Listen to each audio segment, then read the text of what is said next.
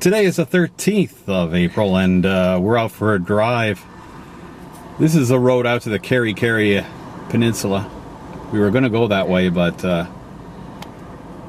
there's some flooding on the road.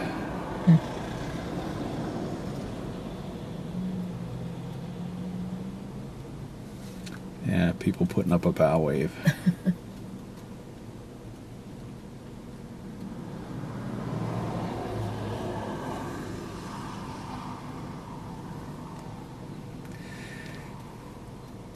Yeah, ex-tropical cyclone Cook is coming ashore onto New Zealand around this time, or perhaps a little later on, but farther to the east, to the southeast.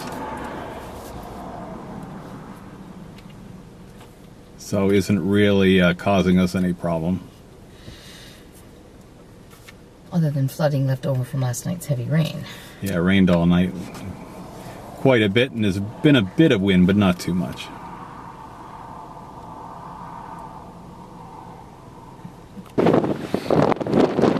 And today we have no real agenda. We're just checking places out. We've come out to the very end of the Kauri Peninsula here just to see what's here.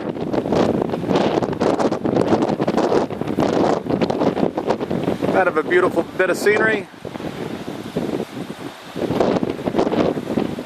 Rugged and windswept.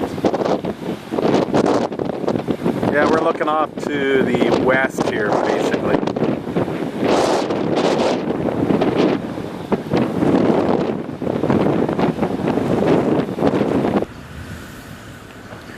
And after a day of aimlessly driving around and seeing the sights, we're back in the nearby town of Manganui, which apparently means big shark. And we're here at the Waterfront Cafe and Bar.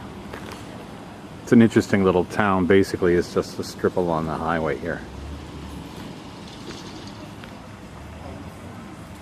Goes around another couple of corners, and the same sort of storefronts all along. It was around the next corner in this direction where we were at last night, the fish market place.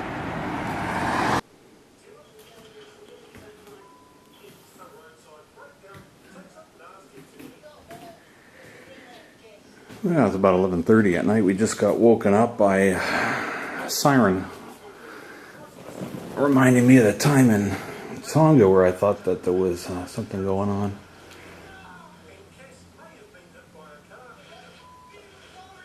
So we're trying to see if there's any kind of information on the television.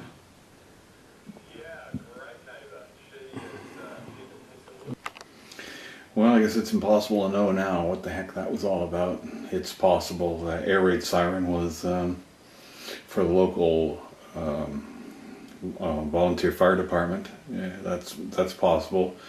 But anyway, we turned on the TV. It's a satellite TV, and Channel 1 had a lot of news on it, and we didn't hear anything on the news. They weren't interrupting their regular broadcasting for anything, so I guess we're going to go back to bed and just forget about it, you know, find out what's going on. We're later. We're not that high above sea level here.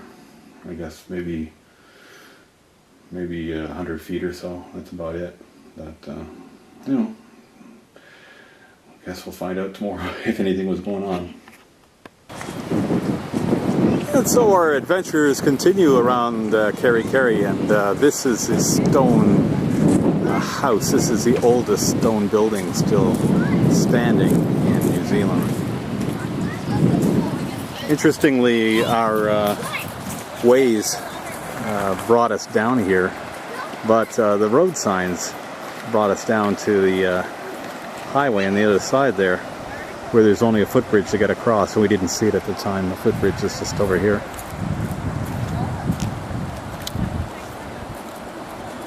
So we had to go around. Ways, well, 1 point for ways, 0 points for road signs.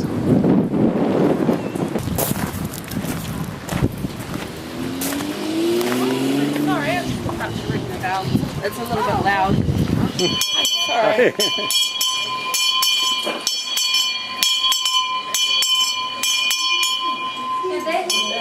The bell's for the guided tour, for the 11:30 guided tour. So if you'd like a ticket for the tour, you can get one from me. Otherwise, don't worry, you're not on detention. Being late.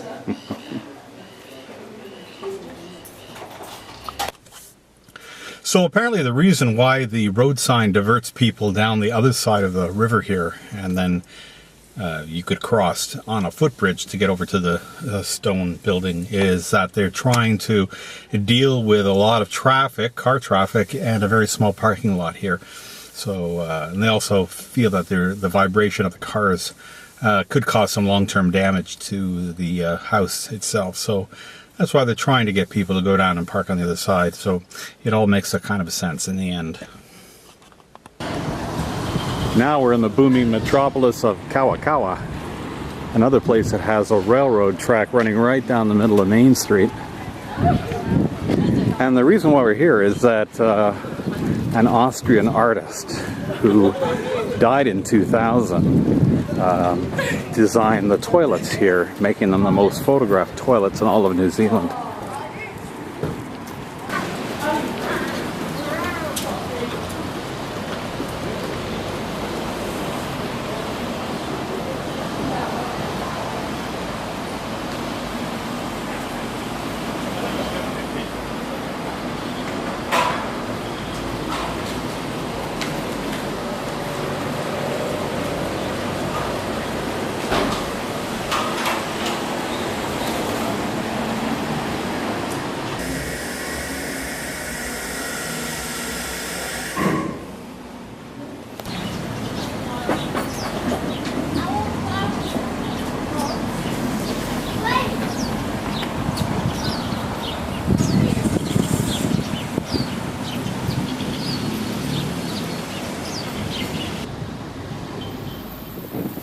Now this is a scenic look at Aotearoa on the western side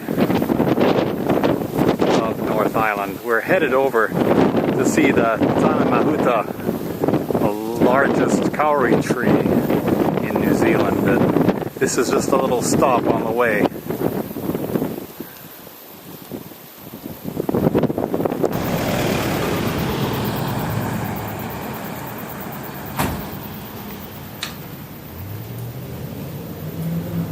You gotta brush your feet off and wet them down.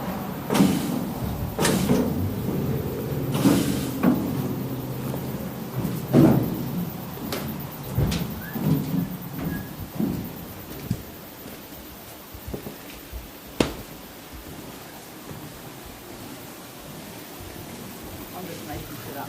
My dog is pretty bad, so just put in place you don't know. And after protecting the forest from whatever we might be dragging in on our feet, we're off to see Tāne Mahuta, the New Zealand's largest kauri tree.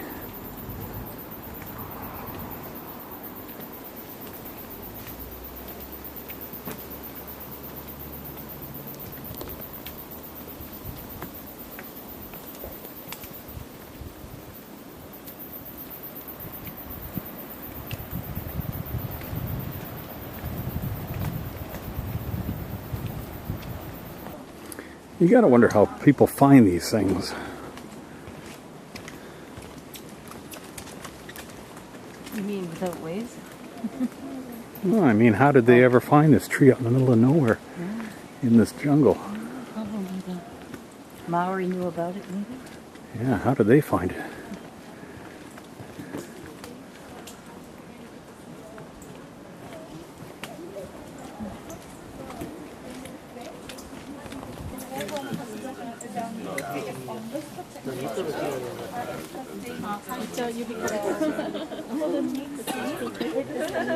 You spent a 5-minute drive south here to our Cody Walks car park. And there are those amazing trees. the four sisters. Te Matu, our eldest,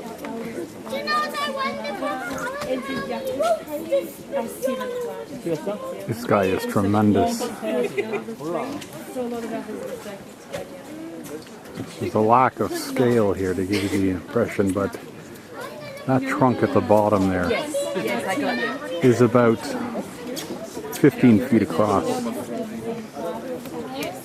So about 2.5 person lengths, adult male person lengths. Being our largest.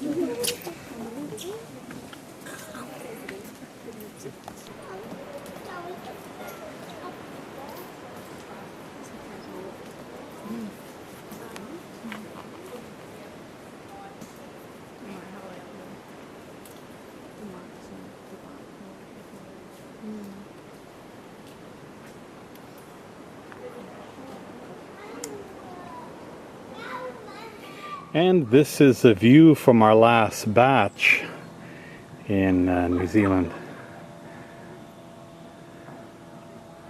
Looking from the upper balcony of the little cottage-like place. Well, while we're staying at Whangarei Heads, we came into town to take a look at Whangarei itself. This is the Riverwalk. A little stone sculpture here of called Waka and Wave. Waka being the Maori word for, in this case, a boat or any kind of transport.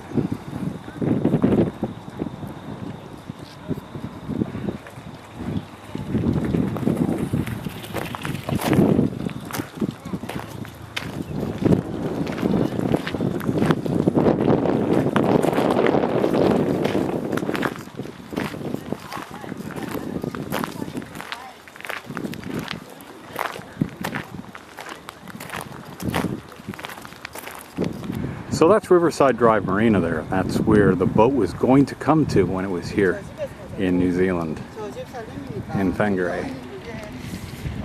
Not a really very big place. It's as far as it goes there. And there up on the hard, that's where the boat would have been.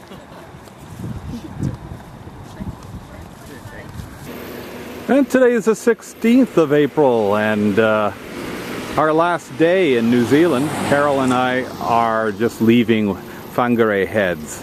That's that area out there. Some beautiful scenery here.